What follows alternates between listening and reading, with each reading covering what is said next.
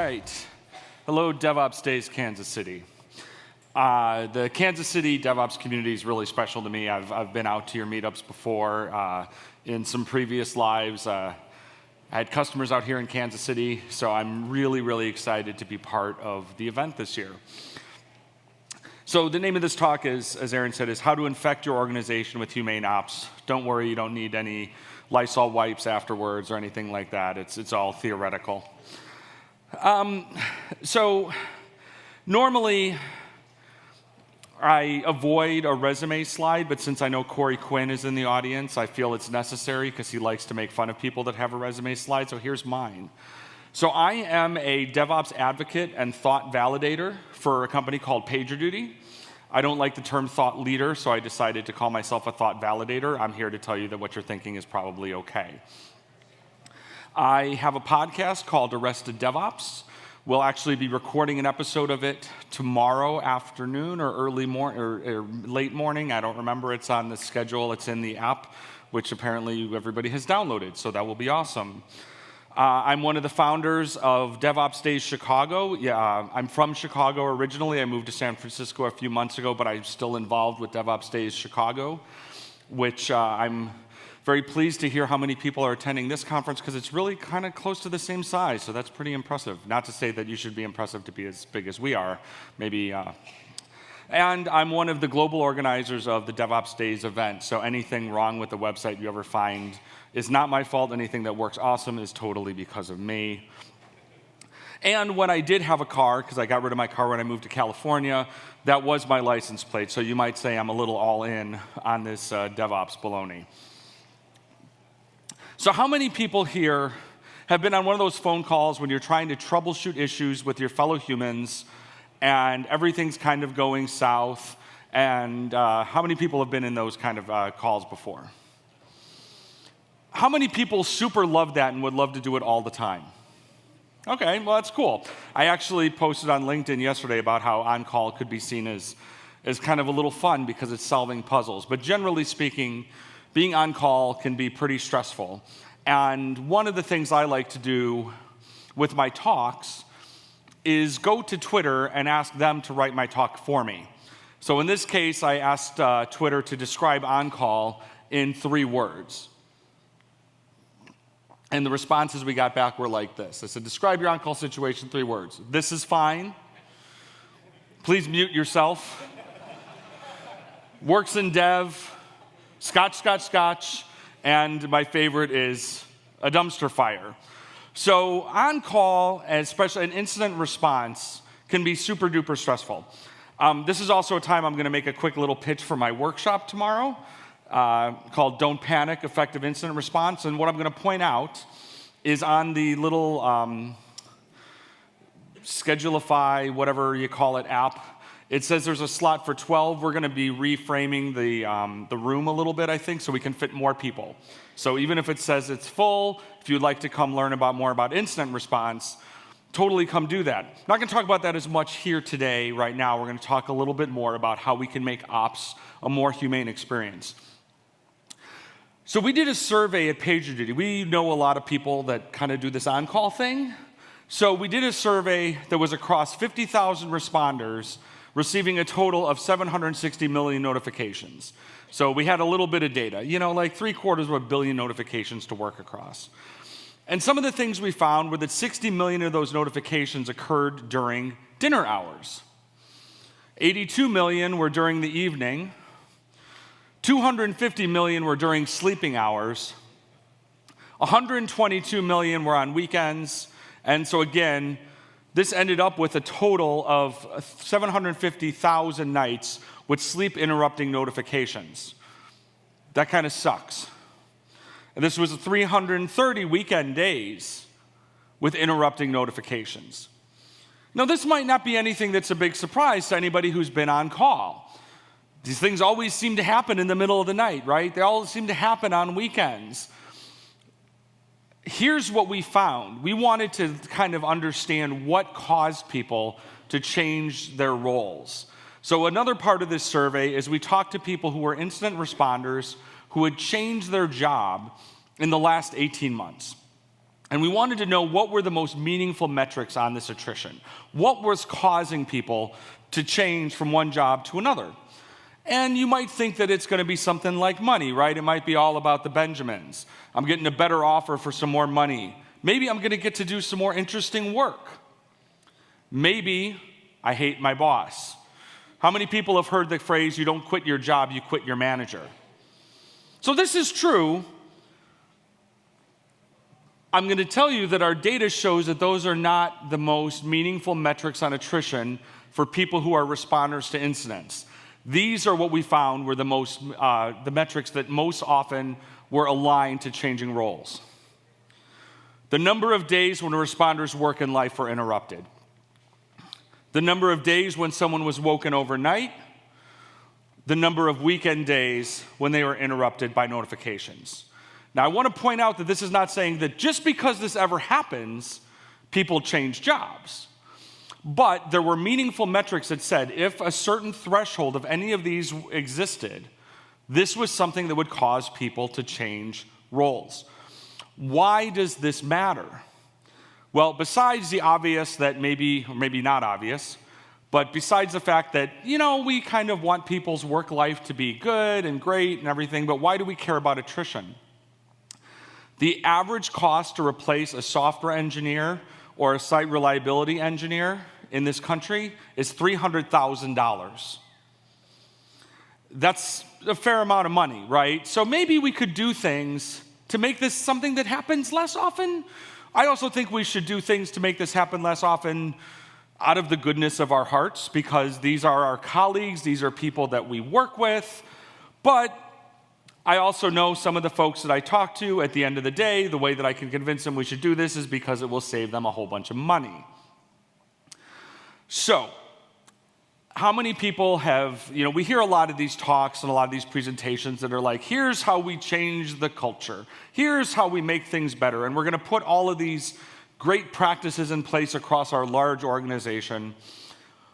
Raise your hand if you feel like in your organization, you are in a role where you are empowered, not empowered, but where your job is to define the process and culture of the entire organization.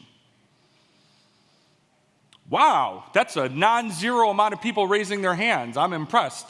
Because you know what? It's hard for anybody to just sort of do that. Even if you're the CIO or the CEO, to be able to sit and say, I am able to make the change everywhere. And a lot of times when we look at these suggestions that we see, it can be frustrating because we can sit there and say, hey, you know what? I'm an individual contributor. I'm a software engineer. I'm a sysadmin. I'm a tester. My job is I do things, but nobody's asking me how to make things better everywhere, nor do I have the capability or the remit to be able to go and do that. I've got some good news for you. There's lots and lots of things we can do without it being necessarily our quote-unquote job. And without necessarily having the big stick, if you will, to go and force people to do things. Because the good news that I'll tell you is that even if you try to do it with a big stick and force people to do things, that never works anyway. So I'm going to talk about some ways that we can enable this. We're going to start by talking about this idea of a meme. Now, sometimes when we think about memes, we think about the picture on the left. It's a picture with something funny written in the Impact font and an amusing graphic. The other thing, though, is Richard Dawkins, who is illustrated in this meme, says is there are ways in which humanity works, and they're spread similar to viruses. They're spread similar to how genes propagate through the gene pool. Sorry, this is really bright, so I won't stay on this slide for too very long, at least compared to the other ones. The other funny thing about this talk, the first time I gave this talk, I gave it in Salt Lake City, which has a very high Mormon population. Richard Dawkins is a very famous atheist, so I didn't stay on this slide very long there either. But what I'm talking about and why this matters is I want you to think about how these ideas that we're going to talk about here can be memes in your organization. That just like in our civilization, the way that we made pottery, the way that we dress, the way that we communicate with each other get propagated throughout our civilization. these ideas and practices that you do, that we're going to talk about, can get propagated just by example. People will see what you're doing and they will see the result, and they will want that result, and even subconsciously they will start to emulate it. I also like to compare this to the book Snow Crash. So Snow Crash is a fairly well-known cyberpunk book. I imagine several people, I can tell at least someone in the front row has read it by the enthusiastic thumbs up. And the reason that this applies is, so in the book, this isn't really that much of a spoiler. It comes up pretty early in the book, so I'm not reading it. The eponymous Snow Crash is a neurolinguistic virus. The bad guys figure out how to unlock this virus, and it spreads from hacker to hacker like a meme. So what I'm getting at here a little bit is, if you want to understand these ideas of how memes translate and transmit through humanity, Snow Crash is a really super fun way to learn about it, because there's also lots of swordplay and like virtual reality kind of stuff happening in there, and it's pretty funny. Neal Stephenson's a fantastic author, and Neal Stephenson, who's the author, has said, ideology is a virus. Ideology is a virus. These ways of doing work, these DevOps practices, these ways of making ops more humane for our people, for our colleagues, which may be ourselves as well, who are on call, we're going to propagate them through our organization virally. So we're going to talk about a couple different roles. So first we'll start up at the top saying you're the supreme leader, you're some type of C-suite, senior director, big muckety-muck, high, big cheese. Not going to talk about it too much because most of us don't have this authority. So, but what are some of the things that folks at this level can do to help propagate these ideas? One of these is to understand that the mechanism of command and control does not work. This is something that is the idea that, we start at the top and we dictate exactly how everything is going to work. The irony is, so this is very militaristic, the irony is that no modern military has used this thing in over a century because it doesn't work, right? We don't have the situational awareness up at the top. So understand that command and control doesn't work. Instead, we want to use something more akin to what we would call maneuver warfare. I'm not a big fan of a lot of the military metaphors, but this is one of the ones that makes sense. And what this has to do with is, if to use a military metaphor, instead of saying, I want you to go run here 100 yards, take out your gun, do this thing, do this thing, do this thing, I'm going to say, go take that hill. You are on the ground. You know how to do it. Use measurement for good, not for evil. So people will work to the metrics that we give them. I think we understand that. And these same numbers that I'm using to measure the effectiveness of my organization can be used at the detriment of the humans that I am measuring. And I'll give kind of an interesting example. So when we've looked at metrics that are ways of understanding burnout, one of the things that we know from studies we've done at PagerDuty is that when folks are starting to burn out, they respond to alerts more slowly. You're not as quick to respond to an alert. Well, so that measurement, I can use that in one of two ways. I can look at that and I can say, wow, Waldo, you are now starting to respond to alerts more slowly than usual. Is everything okay? Are you getting over? Let me look into this. Let me figure out why this is happening. Or I can sit there and say, Waldo, you are responding to alerts more slowly than usual. You're going on a performance plan. You see the difference between those two things there? Similarly, when we think about when we get on to how many people have been on incident calls where the majority of the time is spent doing what I would call litigating severity, as in having an argument about whether or not this really is a severity 1 versus a severity 2. This is also where we learn about a metric I like to call MTTI, or mean time to innocence. The reason that these things happen is because as an organization, we're being measured by our big supreme leaders by how many Sev 1s we had that month. And that's not necessarily a bad metric to look at because that can tell us how we're doing. But if our effectiveness as an organization of humans is measured by how many Sev 1s we're having, then I'm going to spend most of my time proving that this wasn't a Sev 1. And guess what? While that's happening, it's super duper a Sev 1. Avoid something called executive swoop. So I'm going to talk about this a lot more and mechanisms around this in the workshop tomorrow. But this is also sometimes called the executive swoop and poop, but I don't put that on the slide. And this is when you're sitting on a call and the executive comes in and does something like this, right? Stop listening to what's going on. Do this. Why haven't you tried this yet? I want this fixed in half an hour. All these kinds of things. Understand you have folks working your incidents. Let them work them. Stay out of the way. Get your status where you need to get it. So now we might talk about middle management, like Captain Phasma here. This is for folks who are team leads, team managers, somewhere in the middle. And I don't use middle management as a Dilbertian kind of, dig at anybody, but someone who's managing a team. So what are things we can do to kind of make things more effective there? One is make sure that you're encouraging safe post-incident review spaces.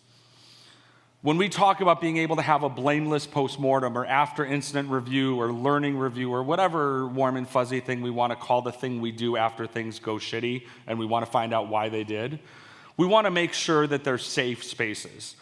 And I don't necessarily mean that in terms of our language and how it's hug ops and all that. I mean, those things are great, but in terms of making sure it's a safe place for learning. And that's really key. And hey, this is like really on brand for this conference right now, a culture of learning. So we want to make sure that as a team, if I'm a team lead or I'm leading some kind of a group, then I'm making sure that we are setting ourselves up as a culture of learning. And remember that you hired smart people, so let them be smart, right? It's sort of the next level below that executive swoop, which is learn about delegation and what true delegation means. Delegation does not mean assigning a task to somebody. Delegation means here's a responsibility, get it solved, let me know what I can do to help. So let's talk about what we mean by a culture of learning. So in a generative, performative organization, failure leads to inquiry. This is so important. And if you learn nothing else from my talk, if you learn anything from my talk, I hope you learned something. But if you do, learn this one. And this means that and there is data that backs this up, and I'm going to tell you about it in a hot second. But failure leads to inquiry. That means that when things go wrong, we don't punish people. We try to understand what happened. There is a great quote from a gentleman named John Cowie, who works at Chef now, but he worked at Etsy at the time, and he was on my podcast, and he said, "It's amazing the things that you can accomplish when the only thing that happens when you make a mistake is that you learn more things." Now, don't take my word for it. You can ask a gentleman named Ron Westrom, and the bit.ly link here, which you don't need to memorize, don't worry, I'm going to tell you about something in a second, will take you to an article by Ron Westrom that goes into great depth about these performative organizations and about failure leading to inquiry. At the end of this talk, I will have a link to where you can see the slides, and I have links to all the links there, so don't worry about taking pictures. You can if you want, that's cool. You can also ask Dr. Nicole Forsgren. So you should be following her on Twitter. If you aren't, you're doing DevOps wrong. Nicole is also one of the authors of the book Accelerate that Aaron mentioned earlier, and so that's where all the beautiful, juicy data that backs us up comes from. So in this case, we think about our friend Finn here, right? So he's not a Jedi, but that doesn't keep him from being able to use a lightsaber. So this has to do with thinking about things that you can do even if they're not part of your remit. And this might be a little scary in some organizations. Going outside of your job description seems a little fuzzy and a little like, but it's going to be okay. I'm going to tell you safe ways to do it that will probably not get you fired. If it gets you fired, I didn't tell you how to do any of this. Okay, so a couple things. Always be reviewing things. So Andy Fleener, who's the platform operations manager at a place called Sports Engine, said, they review every alert from the last 24 hours or over the weekend every day. And this is to remove the idea, he says, no broken windows. And this is something called the broken window effect, which is in a neighborhood, let's say we have a broken window in our house, and we leave it unfixed.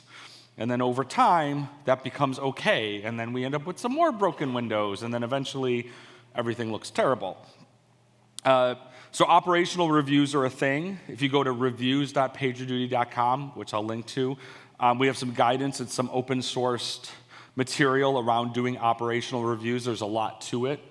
We're not going to go into all the great depth about it. But there's, in an operational review, there's something called a service review. There's business reviews. But really, we want to think about there's something called an on-call review. It helps us just understand on-call load and pain. You're kind of going to understand where those alerts go into. So, but let's think a little bit more about that broken window effect. The broken window effect is also, when we want to sound more scientific and smart, we sometimes call this normalization of deviance, right? So this is the gradual process when things that are unacceptable become acceptable, right? So this deviant behavior keeps happening and things don't go bad.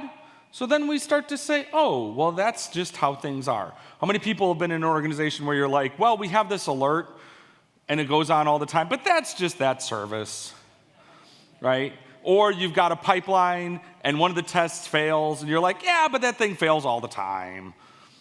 Normalization of deviance. This happened to NASA twice. 2 space shuttle tragedies were both because of normalization of deviance. And I have a link to the articles about that. So in our case, we are starting to accept alerts or degradations as acceptable. Always question your metrics. Metrics are important. We talk about CALMs in DevOps, the culture, automation, lean, measurement, and sharing. So that's cool, measurement, right? Question them. Understand why. Why are we using the numbers that we're using? What's the data that drives your incident process? Notice I say the data. So when you're deciding what kicks off an incident or either a minor or major incident, it should be driven by some type of business data. High CPU utilization does not an incident make. Now, lower orders than usual at this time of day, service unavailability, slow performance of a service, those are fine. Those are but they still have to be business outcomes because nobody really cares about your kit. You least of all, if our business services are continuing to work. So we want to understand what these numbers come from, right? So think about this. When people, you'll get you, and Matthew mentioned earlier the SRE book, and they talk a little bit about error budgeting and understanding the business requirements of uptime. You should not have a requirement of 5 nines of availability for a reason such as, well, 5 is better than 4. Yes, I've worked at that organization. Likewise, your metrics or your goals for speed should not be faster than last month, right? Because we want to make sure that they correlate to some kind of better conversion or something like that. Make sure your metrics are tied to business outcomes. And again, correlation does not always equal causation. Just because page load time goes up means that conversion goes down does not mean that page load time going down means conversion goes up. So keep things simple always. In the interest of being a big DevOps thought leader, I decided to invent a law. And this is called Stratton's Law of Catastrophic Predestination, which is the more resiliently the system is designed, the more likely it is to cause a negative business impact. What does that mean? This is something I like to call resume-driven development, right? Just because if we over-design a system, the more complex a system is, the more likely its downtime and outage will cause a negative business impact. You notice I don't say the more resilient a system is, the more resiliently it's designed, because it's designed by humans. At the heart of every complex resilient system is the hubris that someone believed they could predict everything that could possibly go wrong. Fate and the internet laugh. So you're going to have to talk to people, sorry. Understand who are your customers, and your customers can be internal. They can be other groups. They probably are. Most customers are. What are their expectations? Whose customer are you? Can you help them out? And what are the perceptions of your team? Because you have perceptions of a lot of other teams. Ever take a step back and wonder what people perceive your team as? And what are things you can do to make that better? And we're humans. We can think about the ideas of a contextual on-call. So certain systems maybe don't need to be alerted on in the middle of the night if they're not used in the middle of the night. Yes, we live in a 24/7 internet world, but your general ledger application might not necessarily need to wake somebody up at 2 a.m. Golden rule, I mean, we talked about this for the code of conduct here. So, and cookies. That was great to see that one of the sponsors is bringing fresh cookies. So cookies will always help. So DevOps makes more sense with cookies. If you want to learn about incident command, I'm going to go through this pretty quick. If you want to learn more about it, come to my workshop tomorrow. So a couple things, sharing all the tests. Tests are for software engineers and SREs both, because all functional tests used in pre-production should have a corresponding monitor in production. No exceptions. And likewise, any monitoring functionality you have in production should have a corresponding test in pre-production, because monitoring is testing with a time dimension. That's all it is. If you care enough to monitor it in production, then you damn well better be testing it in pre-prod, and if you're testing it, why aren't you monitoring it? So, a couple last things you can think about. In every sprint, do one nice thing for your incident responders, right? Help your responders in each and every sprint, and whether you're not using sprint, whatever, your work item, unit, thing, I don't care. You're not getting out of this by saying you don't call them sprints. You're going to do nice things. Sorry, not sorry. So, in everyone, add value to the people who are your incident responders. Even if it's not on a Jira card, you rebel. It's okay. Here's some examples. And if some of these sound like common sense, I'm just going to assume you're already doing all of them, right? So one of those examples, oops, here we go. Provide better context in logging. So remember, stack traces don't count by themselves. Stack traces are great.